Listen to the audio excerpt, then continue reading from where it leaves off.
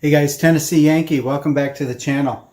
Hey, I probably look like a fine dirty mess. I've been out working on the backyard today, putting in some drainage pipe and stuff like that, and sweating up a storm, getting all dirty. But I got a garden hose reel that came in today, and I'm going to install that thing. I just took it out of the box. I'm pretty happy with it. It looks pretty good, so I'm going to show it to you guys. And then I'll mount it, put the hose on, and we can see how well the hose fits and check it out.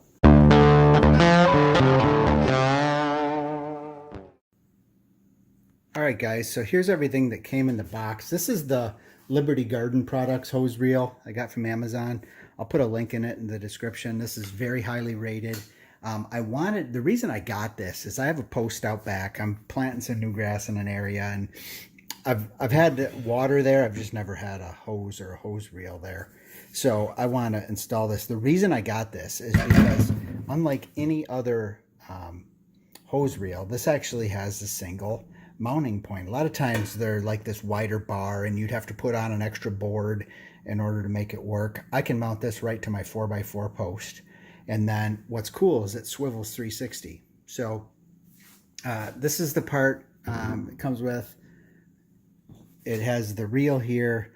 It comes with a handle, and it comes with these two bolts here and two nuts. They give you some little chintzy hardware too, so you should have everything you need to put it together.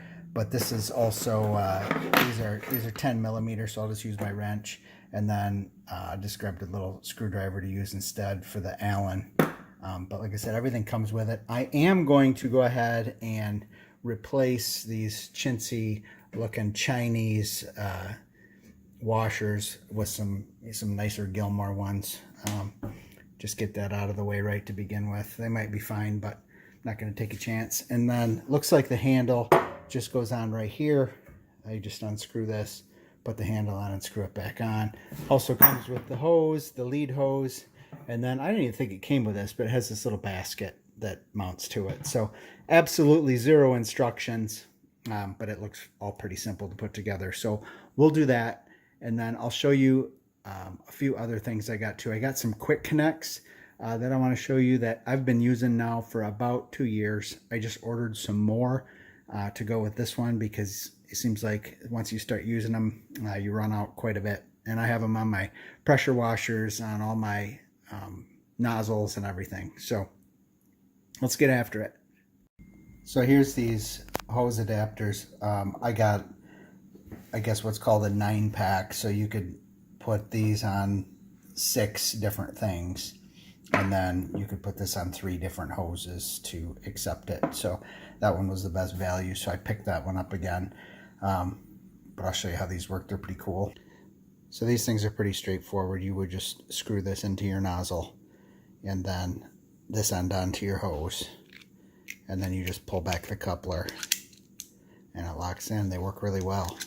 None of them have leaked on me, but obviously if they start leaking, you just replace some washers. And then I also just picked up a little cap. It was cheap, just to put on the top of my post to help it last longer. I'm going to attempt to show you how this goes together because I'm not going to put it together at my bench here. I'm going to mount this arm to my post first, and then I will put the screws on. But I still want to show you in case you just want to see how it goes. So it's got this arm here. This arm just goes over and sticks right in that pivot point right here. Okay, and then you put those 2 bolts through the holes there to secure it. And then you pivot it by lifting up that knob and then just twist it. So I'm going to go ahead and mount this to my pole, and then we'll put the hose on there and you can see how well it fits. They claim it holds 125 feet. I have 100 foot of 5/8 hose. They claim it holds 125 feet of 5/8 hose. So we'll see how that claim sounds. Okay, so I went ahead and put it on my post down here. The top one went in fine. I just used some 3-inch exterior screws, and my 4x4 lag screw would work, but these are more than sufficient. This bottom one was a little bit tricky. I had to go in at an angle and then put a lot of pressure on the bit so it didn't strip out, because this arm kind of gets in the way. All right, let's put this handle on.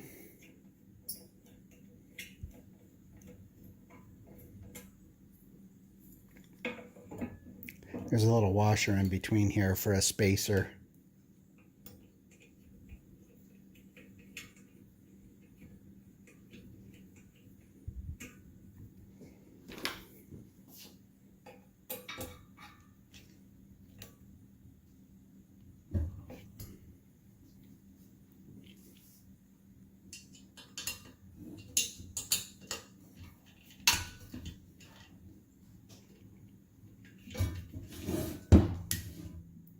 Not sure yet what the deal is with these. There's a little screw right here, I guess, to just maybe put different tension on the reel, I guess. I'm not exactly sure.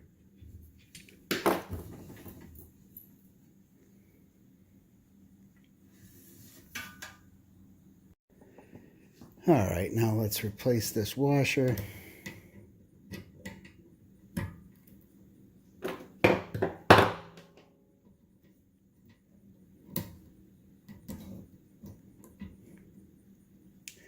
And let's see, we had one inside the lead hose. We want to change that one out.